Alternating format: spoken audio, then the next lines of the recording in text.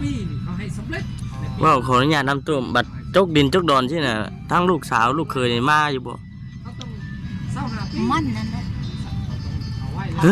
มันนั่นแหละอันนี้ได้ลูกเคยบ่มาได้มันหักวังว่ามันสิได้คงไหมข้าวบ่เศร้าหาปีมันสิได้เรื่องทุกอย่างในบ่อนบางผู้ใดให้มีสูงฉันแม่ก็บ่ได้ต้องคือว่าขออนุญาตนำพี่น้องอันนี้คือลูกเคยแล้วพี่น้องเลยนำพาพุทธิว่าจกดินจกดอนนี่มันลูกเคยพาเพิ่นมาเนาะคิดว่าแบบโอ้มันสิได้บ่จุกบ่เป็นหยังบ่โอ้ยเต้นได้ดิ้นข่อยจะมาเชื่อกระทำอาจารย์จะเฮ็ดได้บัดนี้เด้ๆเขาจกแล้วก็ข่อยเอาน้องดิ้นข่อยก็ข่อยอยู่คือลูกเคยเจ้าคิดว่าเราสิได้น้องเป็นของเราเบิดในดินดอนที่ว่าสำหรับแม่คิดนะเป็นของเพิ่นเป็นราคาเข้ามาอย่าไปคิดเขาลูกเคยก็บ่แม่นลูกเคยล่ะบ่แม่นลูกเคยคนส่งพ่อแห้งคนส่งน่ะเนาะคนส่งน่ะสิเอาคนมาดูดนา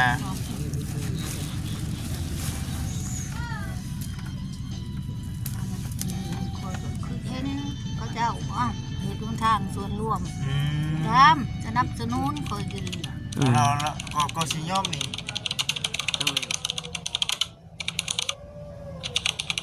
เนาะเสามา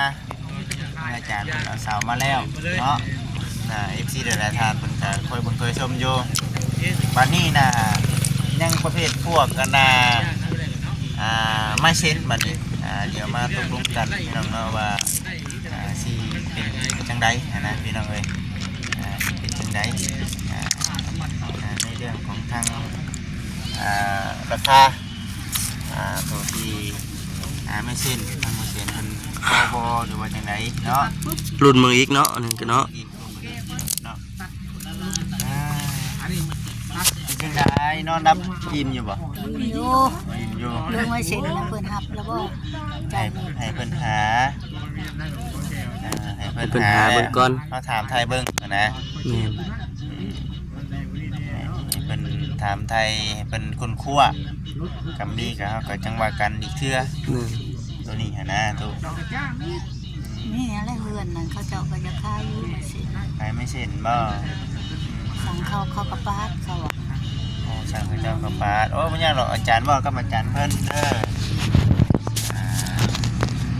คือว่าอะไรพี่น้องเนาะมีแผนการว่าเช็ดเทือนให้ทั้งเมตู้สิน้อยสิใหญ่สำใดนี่ก็เฮาเดี๋ยว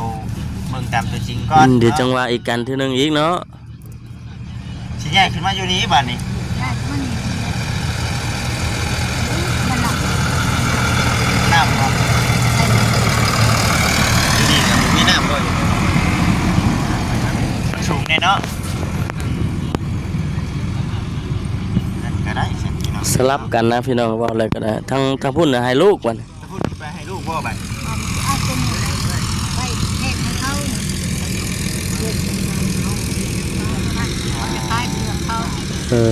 แทกก็ตามนี่เลยเดี๋ยวได้กวงได้ยังกันไม่แทกก็ตามตัวนี้เนาะว่าลูกบ่ให้แม่ก็ว่าลูกแม่อยู่แล้วอยู่เลยเจ้าว่าอยู่ว่าสิมาอยู่พี่บ่มาบ่มาบ่บัวได้สิมาเนี่ยมาจะให้ลูกชายมาอยู่บ่ใช่เมื่อที่เรื่อยๆเป็นยังไงลูกชายตอนนี้ยังนั่นเป็นบ่ลูกหลักๆลูกหลักเลยดิท่านฉันก็ให้ได้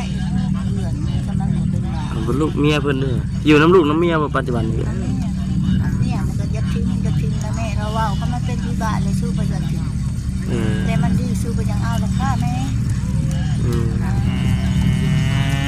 กินเขาก็จะทิ้งลูกผู้ขายนี่เขาใจว่าทิ้งก็ได้ลูกผู้ขายไว้เขาผู้ขายใจมาเรียนในเบอร์ยังดูเรียกแม่เมื่อทำแม่เขาก็ปล่อยให้มั่วบ้านนี้เห็นพวกเป็นวิบากแล้วมันบ่เห็นผู้สั่งมันเก่ามันก็ยังเฮ็ดบ่ว่าเงินชาติหลายเลย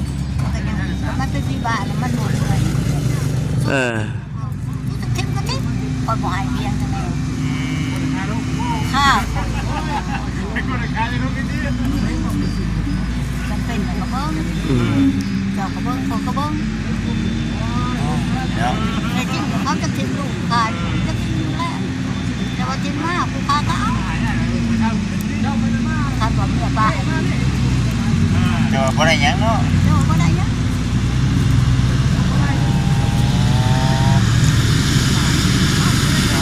เนาะ จะฆ่าเนี่ยนะ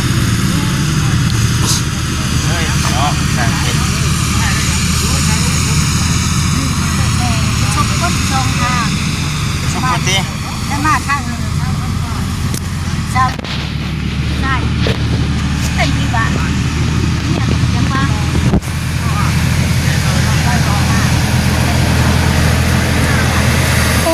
อ้าวกินบ่ออกเนาะเนาะ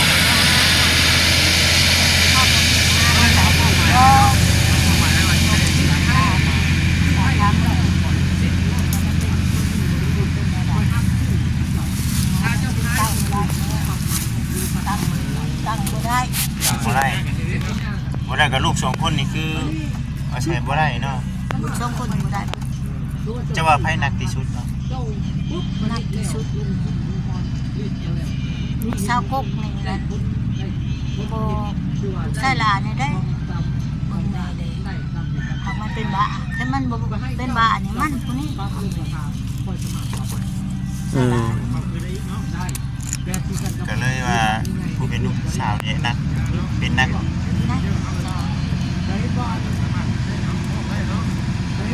นักแล้วเอาไปกินเอาหวานกินของก็เป็น เฮ็ดว่าเขาเฮ็ดทาง450 ปีเพราะว่า สัมปนำไปว่าแม่ว่าอันตายบ่ปีแม่ก็ตัดสินใจก็เทินดูว่าเวรตายแล้วบ่มาทิ้ง เฮ็ดบ่กันที่ แต่ยอดไม้ยอดหนึ่งบ่ยังหายมาปุ๊บไม่รู้กว่าเท่าไหร่ พูด ฉะ ว่า นั้นมากก็บ่ได้เลยนี่ 20 ปีนี่เขาให้สำเร็จ ว่าขออนุญาตนำตัวบัตรจกดินจกดอนที่น่ะทั้งลูกสาวลูกเคยนี่มาอยู่บ่ เขาต้อง25 ปี มันนั่นแหละ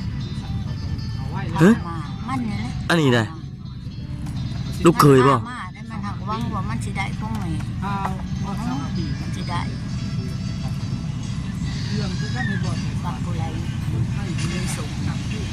อืม ฉันแม่ก็บ่ได้ตกว่า คือว่าขออนุญาตนำพี่น้องอันนี้คือลูกเคยแล้วพี่น้องเว้ยนำพาผู้ที่ว่าจกดินจกดอนนี่แม่นลูกเคยพาเพิ่นมา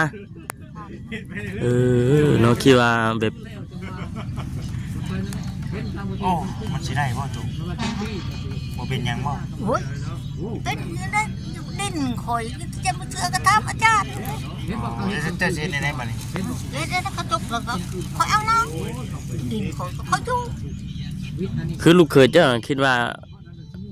เราสิได้น้องเป็นของเราเบิดในดินดอนที่บ่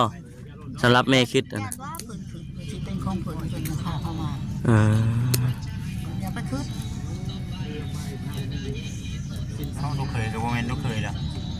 บ่แม่นลูกเคยหรือคนชงพ่อแห้ง คนส่ง ส่งเลยเนาะ คนส่งน่ะสิเอาคนมาดูดนา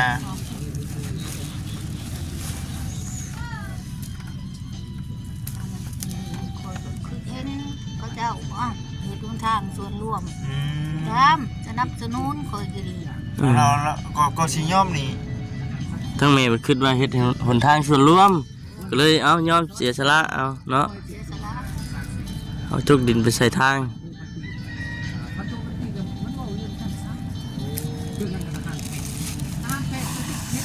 ได้สิได้บัดนี้ ที่นี่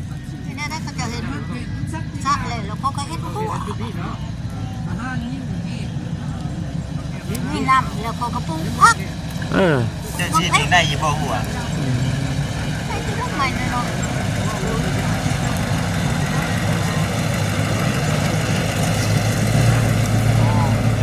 ผู้ทางไม่เท่าหรือบ่จักหยังเนาะ จะบ่จักดิจะบ่จักว่าจะมาดูดนา มาจกกันนะ เขาบอกว่าพื้นมากมันไม่เท่ามันจะจุกมากได้ ไปบ่ลูกเคย นี่นะโอ้ บ่าวเป็นจุกคนชั่วเนี่ยนั่นแล้วก็ทุเรศจะสู้บ่าวสู้จุกกระจุกบ่าว โอ้เอาปรึกษากันดูแต่เนาะ บ่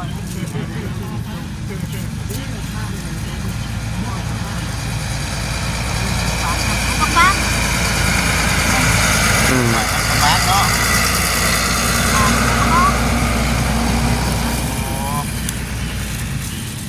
โอ้ยเนาะ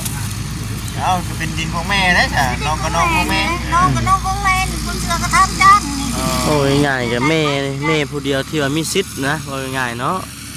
แม่ผู้เดียวที่ว่ามีสิทธิ์อยากให้ลูกทั้งใดก็ได้อยากให้ลูกเต้าทั้งใดก็ได้ แต่ว่าลูกเคยนี่บ่มีสิทธิ์ แม่น ลูกเคยบ่มีสิทธิ์แหละ แม่น เพราะว่าเคย เมียเล่าอยู่สหรัฐชาวผัดลูกชายเล่าอยู่สหรัฐบักตะโก อ๋อ คนคนนี้แหละ แม่นบ่ แม่บักตะโกปะเจ้าข่อยอัง อ๋อ ข้าวว่าซื้ออันนี้นะ อ๋อ ซื้อเมียน่ะก็ชาวผัดบ้านเมียบ้านเรามาหูเทื่อนี้นั่นเอง อ๋อ บ้านเนี่ยบ้านชาวผัดอเมริกา น้อยเนาะ ชาวผัดปะลาตนไปอเมริกาเราบ่ห่วงน้ำเพิ่นเลยปะให้เพิ่นมีลูกชายคนหนึ่ง เอาซะเนาะสินั่นแหละซะมีแต่ว่าในเรื่องดินเรื่องดอนนี่คือ เรื่องดอนของแม่ ของแม่ กุ้ง ก็เราสิยอมนี่คือว่าเนี่ยเนาะเราคือว่าเป็นพระเจ้าเฮ็ดร่วมเนาะเจ้าเป็นของร่วมแม่ก็ได้ยอมกับแม่ก็ได้น้องเลยเนาะ แม่ได้น้องแม่ยังกับแม่ก็ดีใจก็ดินเอาก็จะเอาก็เอา อืม แต่ว่าในเรื่องดินเฮาอยากเอามาถมเฮือนนี่บ่ได้เนาะ ไม่ได้เลยแม่โคเลยว่าไม่ได้ ขอบ่ได้ติ ไม่ได้ โอ้ เธอจริงเหรอก็ให้แม่คือจริงมึงก็แม่จะขายนี่แม่มอยซ้ อ่า ำอันนี้ก็คือทางบุญบาทนั่งรถ อ่ะบ่ให้แม่ก็อย่าทางบุญบ้านได้ก็พอ ทางบุญบาทไหนก็ จิตใจเอื้อเพื่อแพ่นะเนาะว่าง่ายเนาะ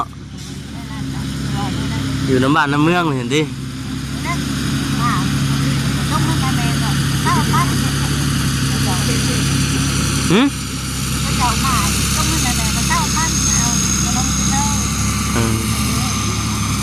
เอาเอาดิ เอาเป็นให้3,000นี่ใช่ ดินตั้งเลยรถบ่ ได้เคยได้เงิน3,000ลูกว่าแล้วมัน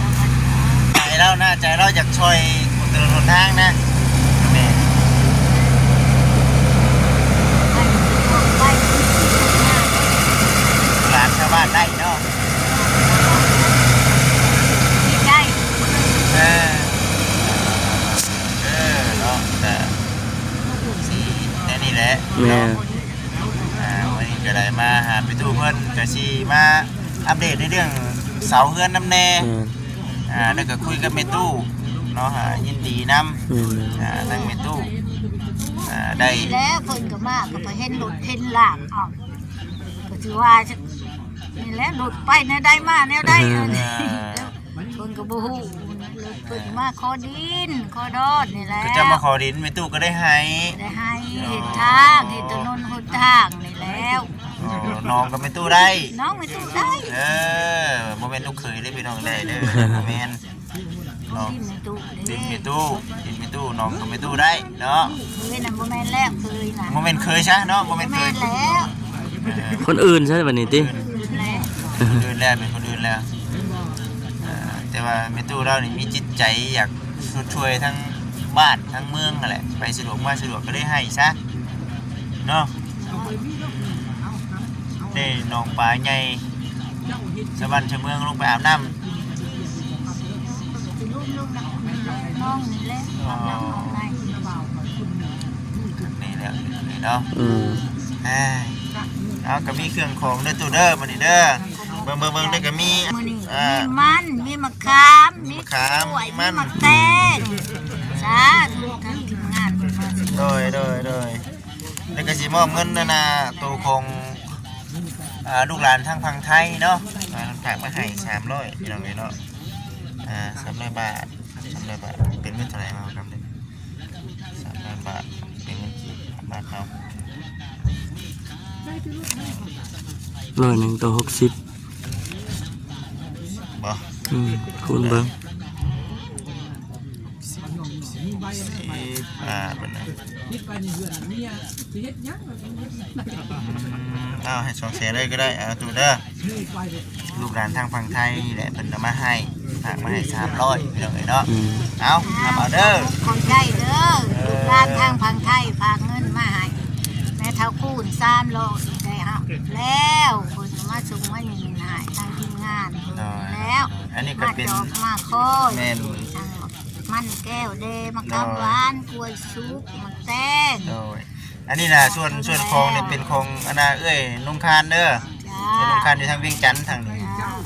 ฝากเงินมาให้มื้อหน้าบ่จิตเองก็สิเอาเงินของทางเพิ่นเนี่ยซื้อของกินมาให้อีกเด้อ จ้า มีแห้งทางพร้อมเนาะทางลูกหลานทางฝั่งไทยนำ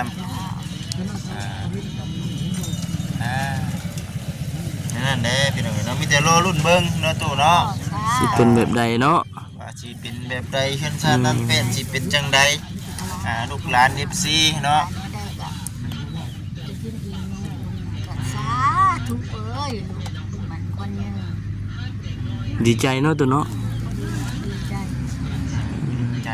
ดีใจโอนได้บ่แม่นลูกแท้ๆยังก็จะสอนสื่อส เราคิดนะนี่เด้บัด ก็ลูกแท้นี่นะเป็นเรื่องเป็นยากก็ดีกว่า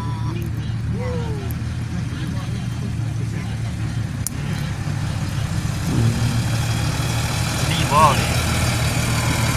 ไม่ ว่าสิบ่คิดมันน่ะคิดเด้ ว่าสิบ่เป็นทางขึ้น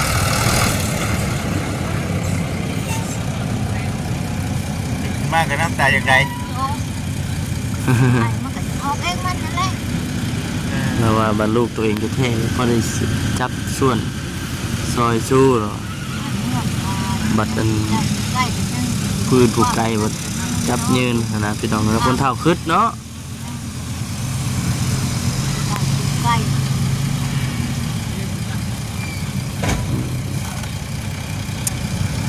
เนาะแค่นี้แหละพี่น้องเลยเนาะทางวันนี้ก็ได้วันนี้ก็ถือว่าได้มาหาพี่ตู้เพิ่น แม่แม่ แต่ถือว่าดีใจพี่แต่ว่าในเรื่องนี้มันถูกอยู่เมืองนี้เด้อพี่น้องเด้อเนาะมันถูกอยู่พี่แต่ว่าสิผ่านได้ปลูกเกินขึ้นเลยสิให้ทาง จังหาดินมาถมที่หลังที่บ่ แล้วก็งบมันก็สิบ่นักได้ เอง หลังหนึง 7-8 แสนพุ่นเด้อพี่น้องเนาะ 8 แสนบ่ใหญ่ ปกติดินนี่ทั่วไปเฮาซื้ออยู่บ้านนี่3แสน 3 แสน แต่ว่ารถมันก็สิบ่ใหญ่ซำนี้นะมันก็พอซื้ออยู่เนาะตัวนั้นเนาะ ผมซื้อสักรถน้อยให้แล้ว อันนี้มันหนักเด้ตัวนี้เอาเดี๋ยวค่อยสิไปเบิ่งเสาก็เด้อ เสาก็ แม่น รถก็มาซื้อมาถ่าเด้อโอเค ๆไปเบิ่งเสาก็เด้อตัวเด้อ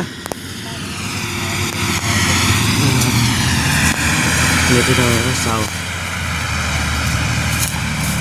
โอ้ไม่ดอนก็มีพี่น้องเนาะไม่ร้อนไม่ใช่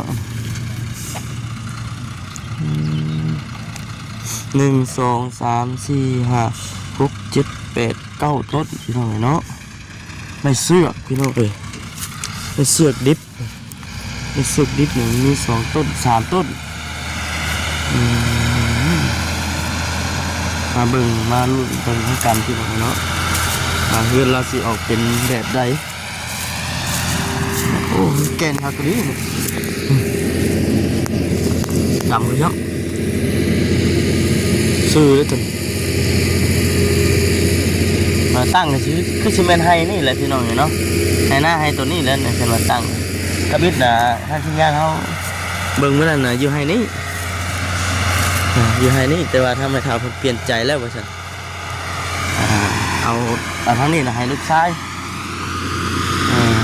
แต่ตัวเองขึ้นมาทางนี้ทำมันโน่นที่บันโอเคพี่น้องไปพบกันคลิปหน้าเด้อเราคลิปต่อไปสบายดี